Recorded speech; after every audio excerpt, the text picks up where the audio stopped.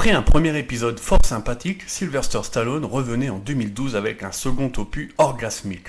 Entouré d'un casting de malades, le film allait être un petit plaisir coupable pour tous ceux qui ont aimé le cinéma d'action des années 80.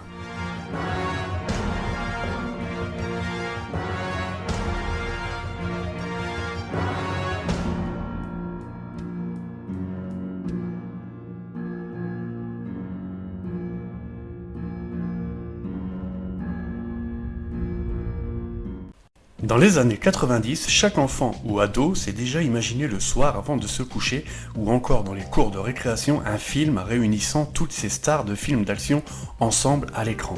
Bruce Willis, Schwarzenegger, Stallone dans le même plan, Stallone contre Van Damme, Dolph Lundgren et Chuck Norris en backup, et ben Stallone l'a fait. L'élite du cinéma d'action américain des années 80 va ici se réunir et unir ses forces pour battre un de ses plus grands représentants, si ce n'est le plus grand, à savoir Jean-Claude Van Damme. Magistral en méchant, comme il l'avait déjà prouvé par le passé avec Répliquant notamment, le genre de méchant, un brin théâtral complètement abusé, abusif au plan systématiquement identique. Mouton, tu veux être un homme? Je vais t'aider à le devenir.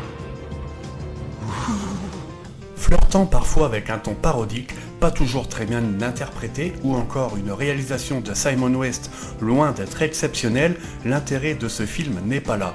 L'intérêt se situe dans ses empilements de cadavres, de punchlines et ses concours d'ego entre mâles dominants comme seuls les années 80 pouvaient nous en offrir. T'as sûrement envie de me faire très mal. Non, je vais pas te faire mal. Je vais t'ôter la vie. Approche.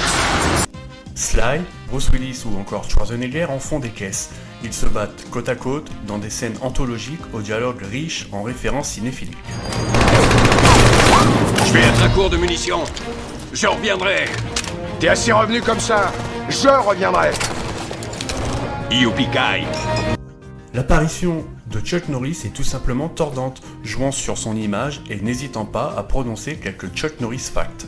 J'ai entendu un autre truc. On dit que t'as été mordu par un cobra royal. Oui, c'est vrai. Mais après 5 jours d'agonie épouvantable, le cobra est mort. Statham et Stallone qui reprennent avec efficacité leur duo, qui constituait d'ailleurs l'une des bonnes satisfactions du premier opus.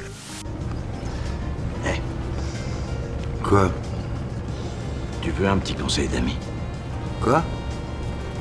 Tu devrais vraiment apprendre à te battre. Un Jet Li qui a tout juste le temps de se battre à coups de poêle avant de récupérer son chèque, sans oublier bien sûr un climax dantesque dans un aéroport et un combat mano à mano entre JCVD et Sylvester Stallone qui veut son pesant de cacahuètes. Approche. Chaque acteur a donc son moment de gloire. Sa scène et l'ensemble est étonnamment plutôt bien géré pour un film réunissant autant d'acteurs de premier plan ensemble. Je suis revenu. On est donc parfois pas très loin de la parodie, tant il y a une sorte d'ambiguïté dans les dialogues qui fait qu'on a très souvent l'impression que les acteurs jouent en fait leur propre rôle. Et personnellement, j'ai adoré cet aspect qui a permis d'apporter au film une bonne dose d'humour, chose que l'on ne retrouvait pas forcément dans le premier film. Il me faut une arme, pas un petit machin. La tienne. Wow.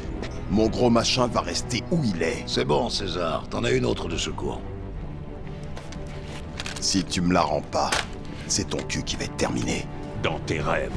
Évidemment, ce film s'adresse avant tout aux plus de 30 ans, aux parents voire aux grands-parents, un film qui ramène à une autre époque, une époque aujourd'hui complètement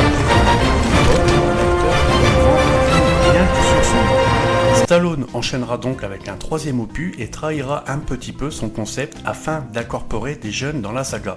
Si le film est sympathique, notamment grâce à la présence de Mel Gibson en bad guy, le film sera quand même un échec critique et commercial. Par les pouvoirs qui me sont conférés, je vous déclare marier l'âme. C'est qui le prochain? Rambo? En résumé, Expendables 2 est donc un film qui ne se prend absolument pas au sérieux, un film qui assume toutes ses invraisemblances afin de nous livrer un spectacle à la fois dynamique, nerveux, drôle et totalement jouissif. Bref, un orgasme.